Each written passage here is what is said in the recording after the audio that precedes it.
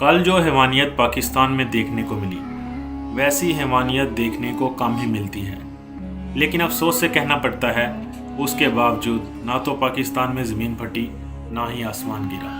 कल एक माँ अपने 2 बच्चों के साथ मोटरवे से जा रही थी। तकरीबन रात 1 बजे का टाइम था।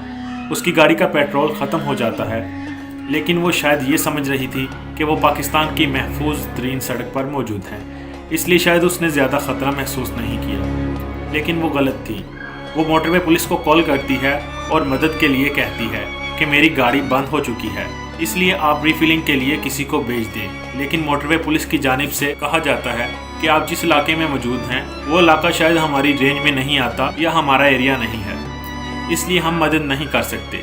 इसके बाद खातून अपने कज़न या भाई को कॉल करती है और मदद के लिए कहती है। ये खातून मदद आने का इंतज़ार कर रही होती है कि 2 लोग जिनकी उम्रें 35 से 30 साल के दरमियान बताई जाती हैं मोटरसाइकिल पर आते हैं। एक के हाथ में डंडा होता है। खातून की गाड़ी का शीशा तोड़ा जाता है और इसके बाद ज़बरदस्ती खातून और खातून के दोनों बच्चों को गाड़ी से बाहर निकाला जाता है और ज़बरदस्ती औरत को खेतों में ले जाकर रेप किया जाता है।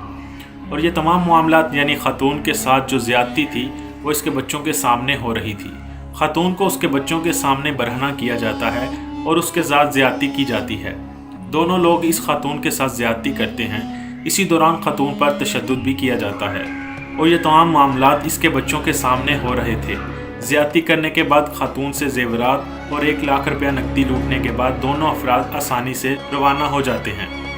तमाम वाक़या हो जाने के बाद तकरीबन रात 3 बजे खातून के रिश्तेदार खातून की मदद को पहुँचते हैं, लेकिन हमारी पुलिस इस वक्त तक भी खातून की मदद को नहीं आती। इसके बाद थाने में रिपोर्ट दर्ज करवाई जाती है और आप जानते हैं हमारा निज़ाम कैसा है। फाइल थाने में बन जाती है इस खातून के केस की। हमें अपने कानून से कितनी उम्मीदें वाबस्ता करनी चाहिए, इसका अंदाज़ा आप इस चीज़ से लगा सकते हैं। जब एक मीडिया चैनल CCPO लाहौर से तमाम वाक़े की प्रोग्रेस के बारे में पूछता है तो CCPO साहब इस किस्म की बातें करते नज़र आते हैं कि खातून को क्या ज़रूरत पड़ी थी रात के 1 बजे वो निकली। अगर रात के 1 बजे निकलना ही था तो कोई अच्छा रूट ले लेती या कोई ऐसा रूट ले लिया जाता जहां लोग मौजूद होते हैं। तो हमारे कानून और इंसाफ का निज़ाम कैसा है, इससे कितनी उम्मीदें वाबस्ता रखनी चाहिए, आप खुद ही अंदाज़ा लगा सकते हैं। हम सऊदी कानून को जितना मर्जी बुरा भला कह लें कि सऊदी हुक्मरान बुरे हैं, वो इस्लाम से हट चुके हैं, यहूदियों के साथ मिले हुए हैं, लेकिन सऊदी अरब की एक चीज़ का मुकाबला पूरी दुनिया में शायद कोई नहीं कर सकता। वो ये है कि अगर ऐसे में किसी के साथ ज़्यादती का वाक़या पेश आता है तो महज चंद दिन लगते हैं। यहाँ हम हफ्तों की बात नहीं कर रहे, चंद दिनों के अंदर मामला को हल कर लिया जाता है और जो कसूरवार शख्स होता है उसका सर तन से जुदा कर दिया जाता है। लेकिन दोस्तों, अब वक्त आ चुका है, अब पाकिस्तान से इन तमाम चीज़ों का खात्मा हो जाना चाहिए। अगर कोई शख्स किसी खातून पर इवन के बुरी नज़र तक डालता है, ज़्यादती तो दूर की बात है, उसको भी सज़ा मिलनी चाहिए कि तमाम मामलात वहाँ से ही शुरू होते हैं। इसलिए हमें सख्त कानून साजी करनी चाहिए, क्योंकि अगर ऐसे मामला चलते रहे तो अगली बारी किसी की भी बहन बेटी की हो सकती है। इसलिए अगर आप सोचते हैं कि आपकी बहन बेटियां महफूज हैं तो आप शायद गलत हैं।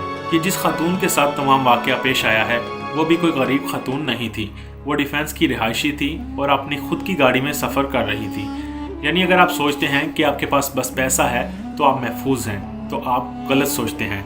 इसलिए इस जुल्म के ख़िलाफ़ तमाम लोगों को आवाज़ उठानी पड़ेगी।